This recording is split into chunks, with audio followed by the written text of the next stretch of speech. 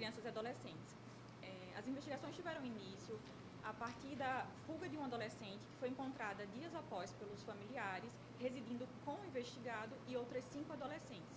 A partir do registro dessa ocorrência, o registro desse fato, nós iniciamos as investigações e, com base no testemunho, na escuta especializada dessa primeira vítima, nós obtivemos a informação de que o investigado ele atraía meninas entre 13 e 15 anos de idade com vulnerabilidade social e conflitos familiares para exploração sexual.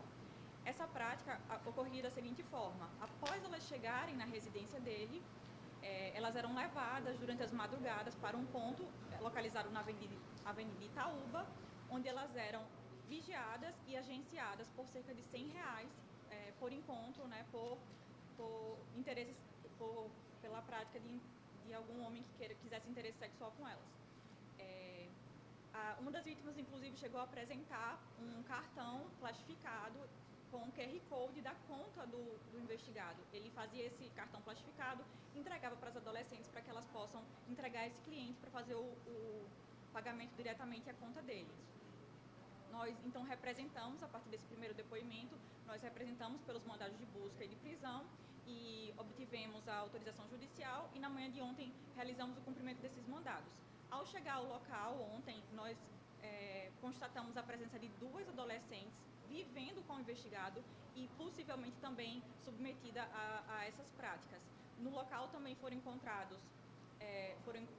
os celulares do investigado e apreendidos para que sejam periciados e avaliar a possibilidade de ter algum material de interesse em investigação, além de uma motocicleta dos familiares.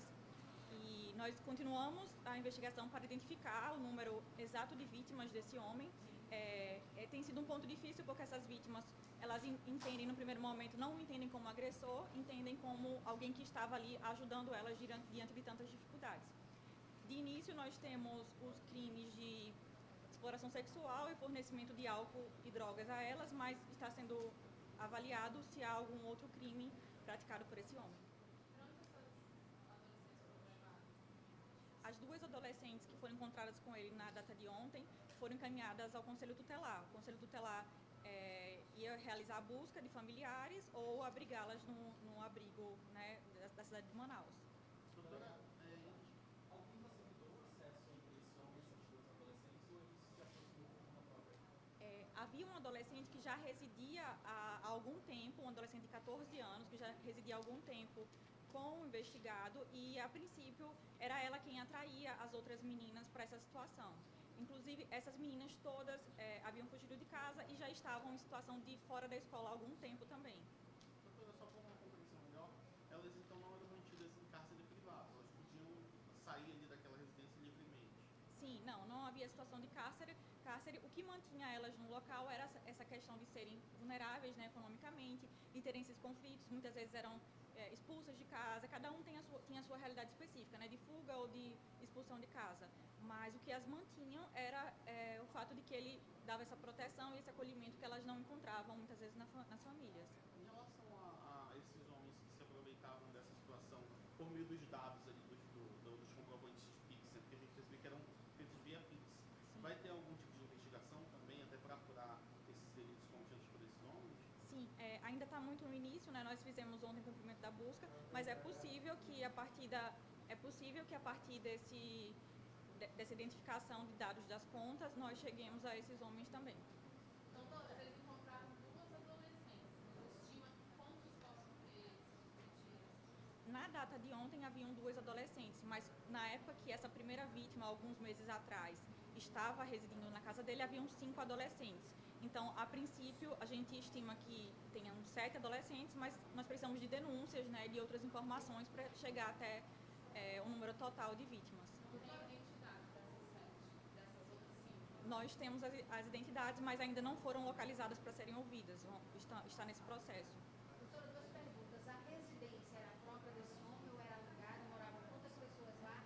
E a respeito das meninas, esse homem chegou a abusar sexualmente de alguma delas?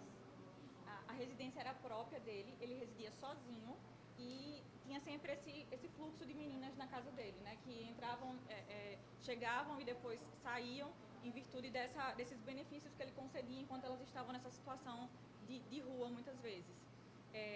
Há um registro registro de que uma das meninas mantinha uma relação afetiva com ele, que já de 14 anos, mas ainda vai ser apurado se havia alguma prática de estupro ou de estupro de vulnerável.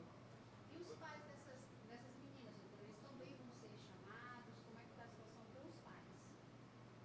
Alguns pais, que são os pais das meninas que fugiram, né, eles procuraram buscá-las e o retorno para casa, mas algumas delas não, já tinham fugido de casa e não haviam sido procuradas.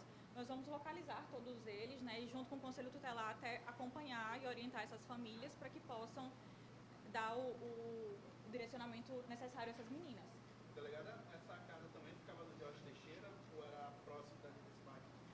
A residência ficava na Altais Mirim, na mesma região, e próximo a Itaúba, que é aquela avenida onde tem um conhecido frequência, né, de práticas de prostituição.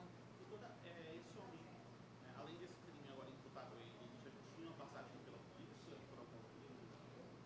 Não tem nenhum registro que tenha chegado ao nosso conhecimento, que fosse possível a gente obter de que ele tenha alguma passagem por esse tipo de crime.